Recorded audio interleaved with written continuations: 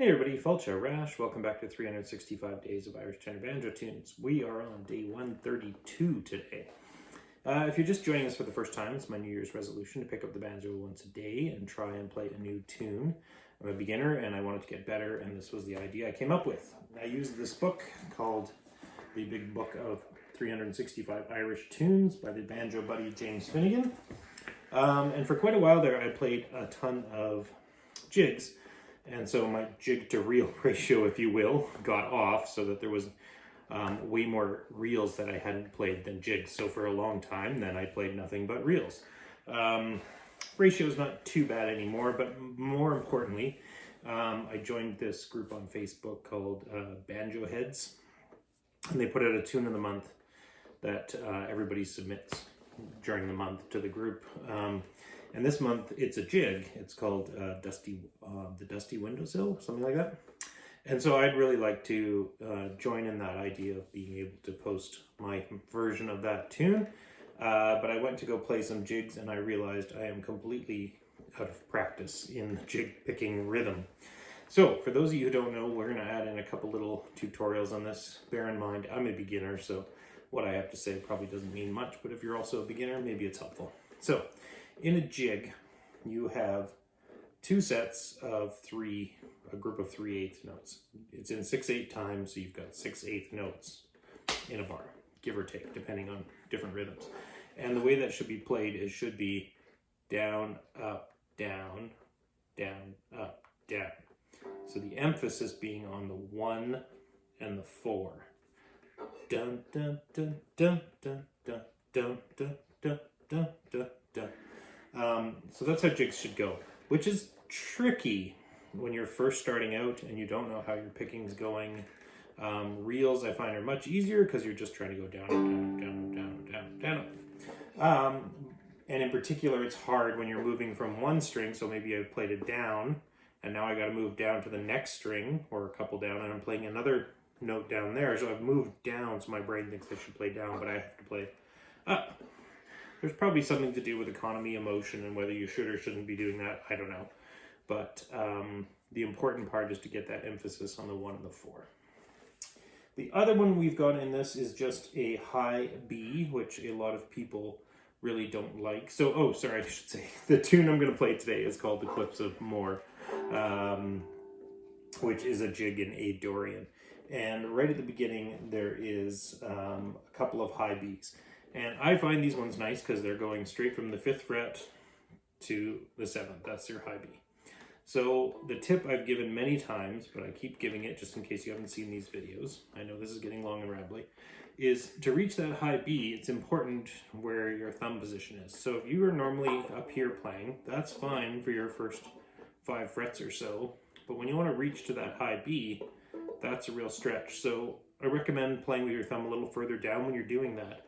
In particular, when you know you've got something like that coming up, you can bring your thumb down a bit. And then I find, if I'm just going from the 5th to the 7th, it's as simple as just stretching out my pinky.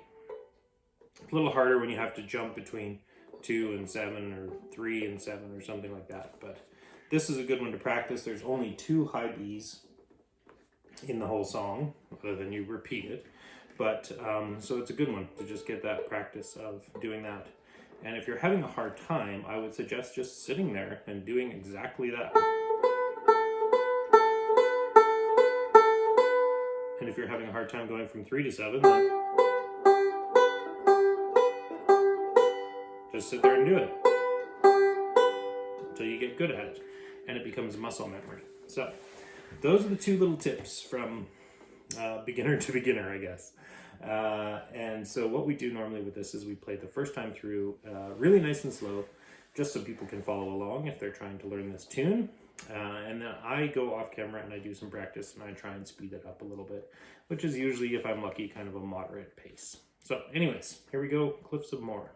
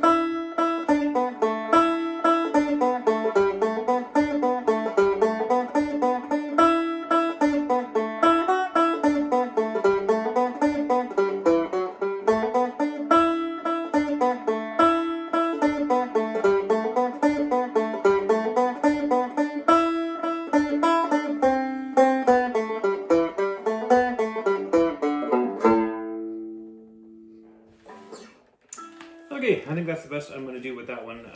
I do find it difficult when the endings are longer than a couple bars. So that one in the B part, there's 2 different endings and each one is 4 bars long. And my brain tends to jump ahead, but for my first go back into jigs, I'm pretty happy with the way that went. And I really quite enjoy that tune actually too. But that's it for tonight, and we will see you all tomorrow. Slán.